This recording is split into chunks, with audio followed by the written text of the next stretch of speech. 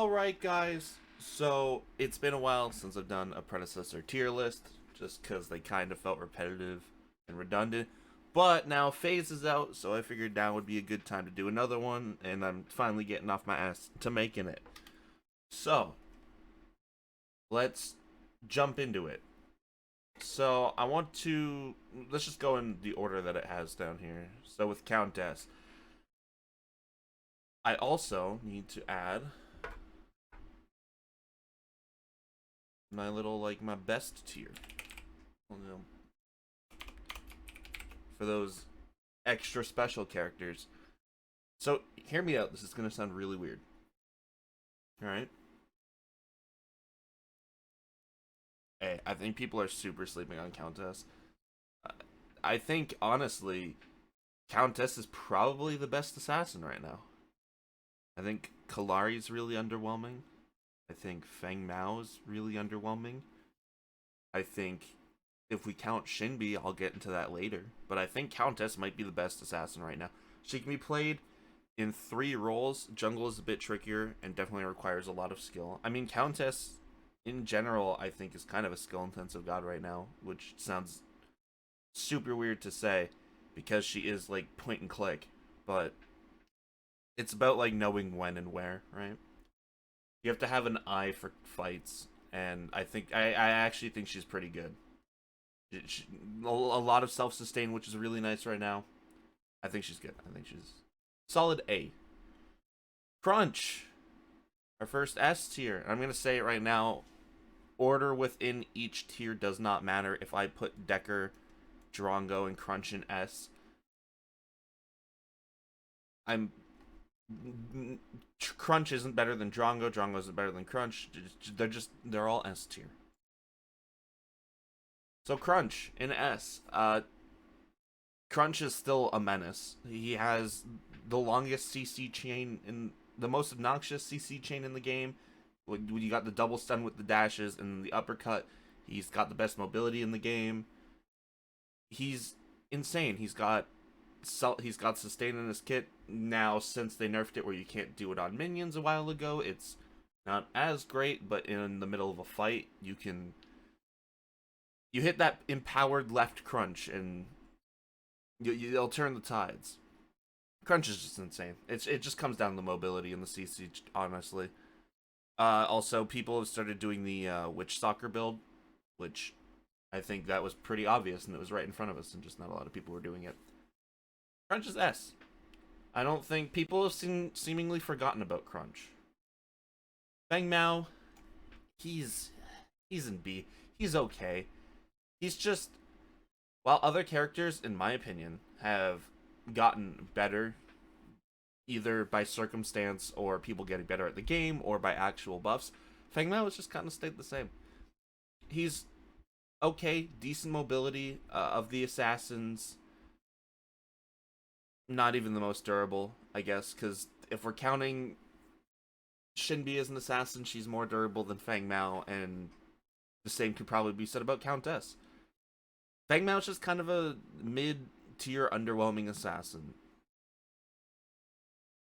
The items that were changed, that were ended up being pretty good on him, are just not the best items in the world, and or are better on other characters. Drongo, S tier. Without, honestly, they would have to nerf Drongo so hard for him to not, in my opinion, be an S tier ADC. He's so safe. That gag grenade is so annoying. As a jungler, I hate that ability. I'll jump on the enemy camp, or the fang tooth while the enemy's doing it. I'll have the perfect hunt to steal it. I can't hunt because there's a smoke there. It's so annoying. The ult, they just nerfed it, if I'm not mistaken. But honestly, I haven't really noticed. I haven't noticed that he goes a shorter distance. But his ult's pretty safe. The rad rounds, his nade does do damage now, so that was a buff to counter the nerfs that he had to with the radius. Yeah, Drongo's just super safe. He won't drop down to A tier unless they actually hit him with a significant damage nerf.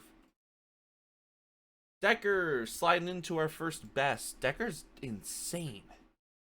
The The ball, first off, is a great stun, fantastic. It doesn't have a long time to deploy, actually, and now the movement speed was faster a couple patches ago, making it even better and easier to hit.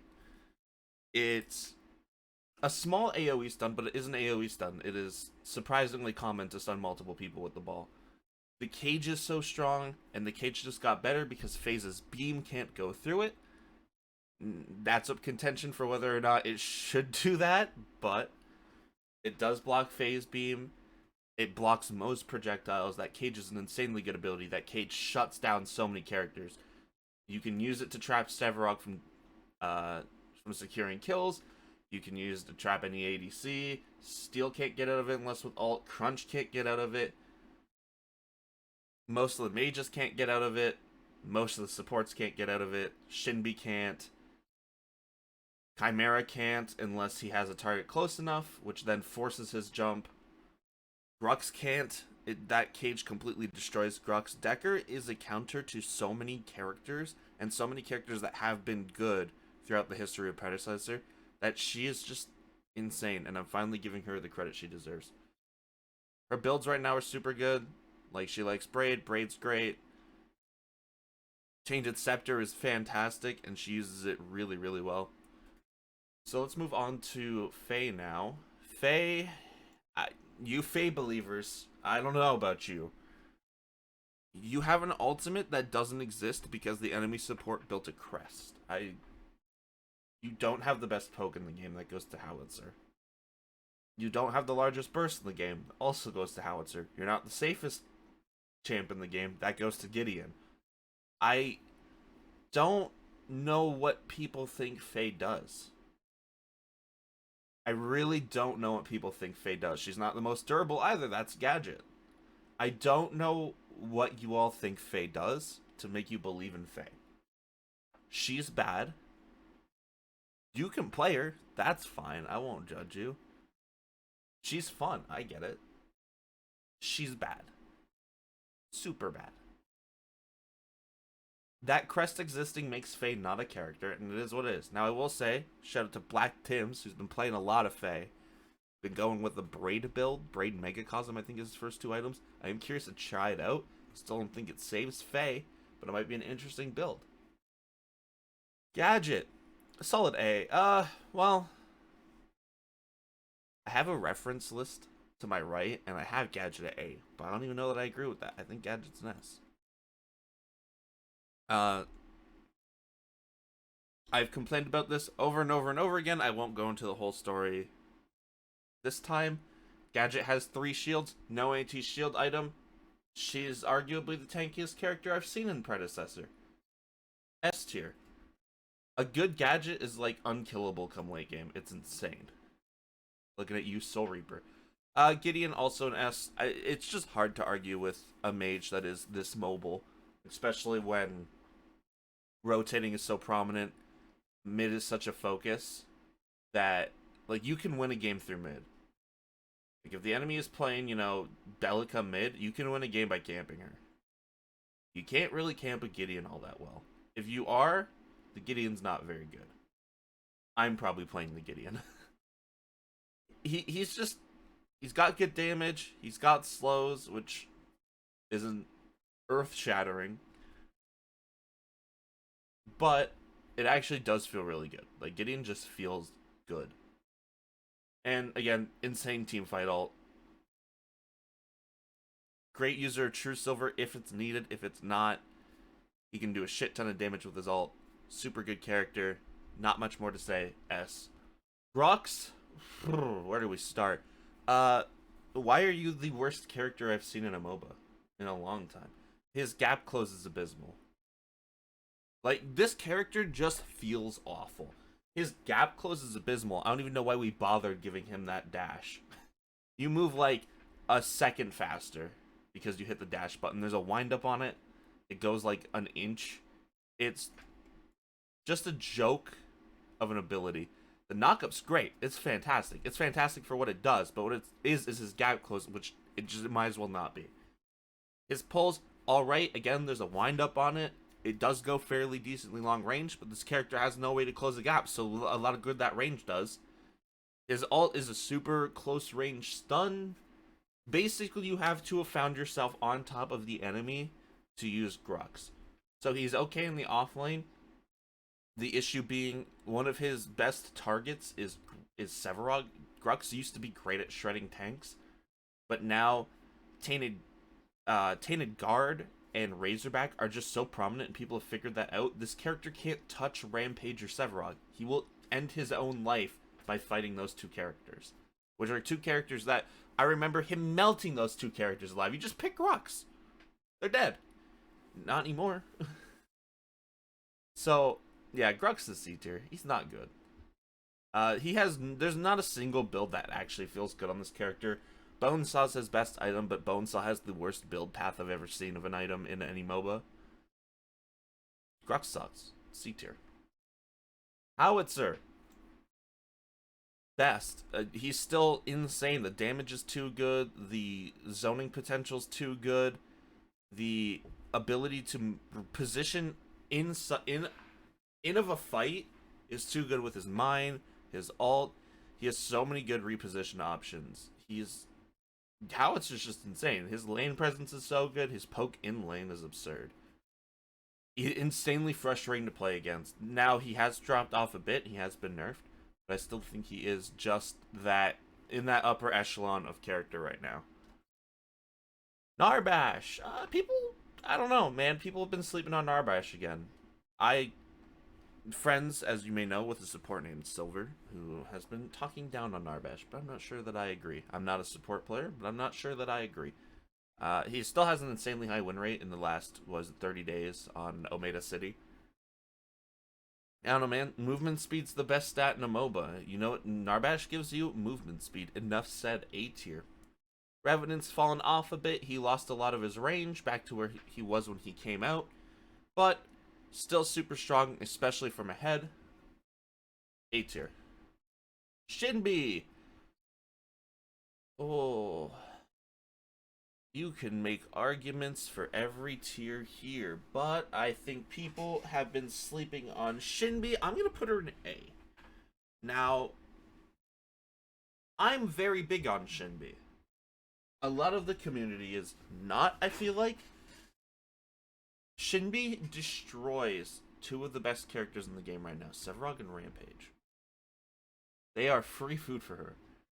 Her Megacosm, World Breaker, two of Shinbi's best items. She eats those characters alive. She is great durability within a fight with her 3 and Lifebinder. Right? That's the name of the item. The book that heals you. Shinbi is actually insane. Her mobility within a short area sounds stupid. But I hope you understand what I'm trying to say. Her ability to like bob and weave in a fight, super good. The only issue I have with her, honestly, in jungle is her inability to really clear a jungle boss. Like, she always needs help. She can't solo it. I have been seeing a prophecy build going around. I tried it once, but admittedly, I played pretty bad that game, which does help with the objective clear, especially when it comes to towers. So I do want to play around with it more, but she has so many other valuable options she wants to run in slot 2. It's tough. It'll be situational, I think, but I gotta play around with it more. Next up, Kira. A. She's honestly pretty dead run-of-the-mill ADC in terms of this game right now. She can be good, but she got turbo nerfed. Her ult's super underwhelming now, in my opinion. Her ult is laughably bad, in my opinion. Like, she can't ult. If there's a tank nearby, Kira cannot ult. Impossible. She will end her own life. Tainted Guard's too good. You should be running Razorback if you're a Rampage jungle, Sevarog offlane, Richter offlane, Richter jungle. Just run a Razorback. The item's broken. She cannot ult near you. You will do infinitely more damage to her than she will do to you. It's incredibly stupid. She doesn't heal enough off her ult anymore due to the Terminus nerf. Also her ult nerf. It's... she kind of fell off, I'll admit. The only reason I'm keeping her at A is her ability to do true damage is really good. She does great at killing objectives like Fangtooth and Aura Prime.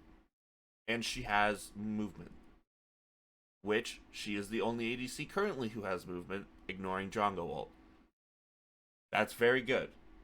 Those things alone, I think, keep her in A. Just because she also works well with the good items. Like, Terminus is still pretty good, Vanquisher is still pretty good.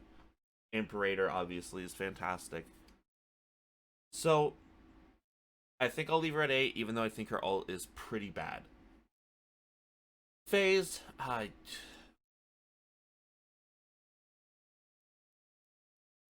she does -2 damage. She has a great CC with her long range root.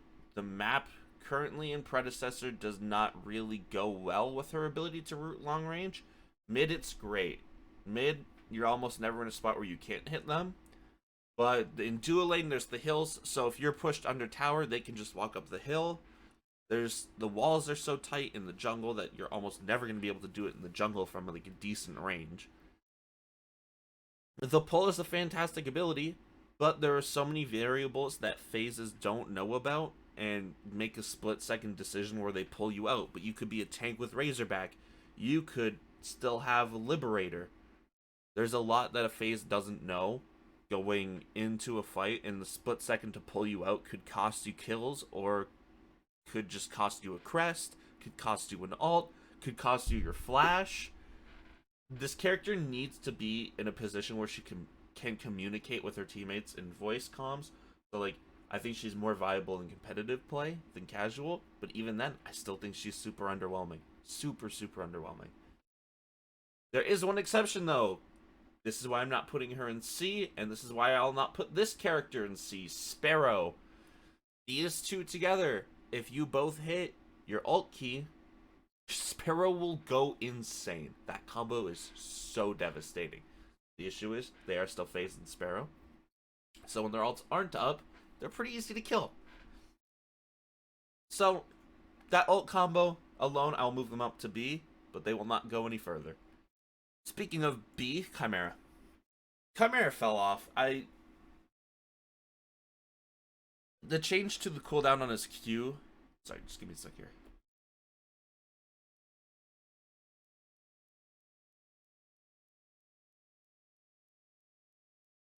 Sorry about that, I had something in my throat. The change to how the cooldown worked on his Q kind of destroyed him. As well as changing some items, like you can still go Sky Splitter Kai, though it doesn't feel as good. Crit Kai just kind of feels bad right now, as a whole. Tank Kai's still okay. Not great, but okay. Just straight Power Kai, I mean, Mutilator got nerfed, Kingsbane got nerfed, Bonesaw got nerfed. So even then, you're still going Overlord a lot, I feel like. You're still going Overlord, Bonesaw. I don't know, Chimera just kind of feels underwhelming. His objective presence has been reduced significantly. He can still solo, but it takes him a long ass time. Yeah, he's just okay. You can still use him. I wouldn't, but you can. Bellica. Bellica's pretty run-of-the-mill in support or mid, A tier. Super fun. If we're talking fun factor, boom. But she's not. We're not. We're talking how good is the character. You're A tier. She has insane single target burst. The drone actually just got buffed. It's worth less gold now, so that's great. It's now worth 10 gold, and I still haven't fixed my Twitch emote. She's pretty standard, just solid A tier. Very good character. I would never be mad if my teammates picked Bellica. Murdoch, I'm going to put him in A. His range is still incredibly obnoxious, even though all the nerfs that Murdoch got hit with. I don't think I can say he's as bad as Sparrow. But he's still pretty solid. His range is super obnoxious, and Revenant can't keep up with that range anymore. So that is a notable factor in favor of Murdoch. Global ults are always good. Global ults will always be good. Vanquisher works really well on Murdoch. Lightning Hawk works well on Murdoch. Solid A tier. Muriel. I'm still going to put an S. I feel like people think that Muriel dropped off. I don't really think she did, providing attack speed to help shred objectives. Shields are good. There's no anti-shield item, just in case you forgot from the gadget explanation. There's still no anti-shield item in the game, which is absurd. Global ult, insanely good. That global ult is a CC and a massive shield. You have to kill people twice to kill them once, is basically how Muriel works. I think that's insanely broken. Kalari! You're B. Kalari... Kalari is a character that... Now, this is where my tier lists get a bit rough. Because in pubs, boom, right? Right? No one pays attention. No one has any sort of awareness. Kalari is free W's all day in pubs. I could probably win 20 games in a row on Kalari. The issue is I'm going to look at the character from a realistic standpoint. This character requires... needs to not be known. The less you know about this character, the better for her. If you don't know where Kalari is, you have to play so differently. Now, the map is small enough that you should have enough wards to cover the area. Just don't have your jungler run sweepers. I almost never run sweepers in casuals now, I think, because my teammates don't know how to ward. But even in comp, like, against assassins, I'll drop my sweepers. I'll go wards. Focus out this asshole. Never let this guy gank. If you know where the Kalari is, you can play exactly how you want. Kalari doesn't have enough burst to do her job. After those nerfs, and I realize item changes have benefited Kalari, but Kalari lost a lot early, and early is when Kalari gets to be a problem. The more kills Kalari gets early, the more devastating she is. Obviously, you start stacking. You get the malady faster, you start stacking the malady, you become a problem. If everyone knows where you are, you don't have enough burst to just walk up on someone under tower and kill them, you will not become a character. Kalari struggles super hard late game with positioning because if she gets CC'd once, she dies. So she has, against a team that knows how to team fight around a Kalari, super fucking hard. Super fucking hard to get in there. I know there's some Kalari believers. I don't know how you could possibly justify this character to me. You've tried, and I'm like, what are you on about? Moving on. Rampage.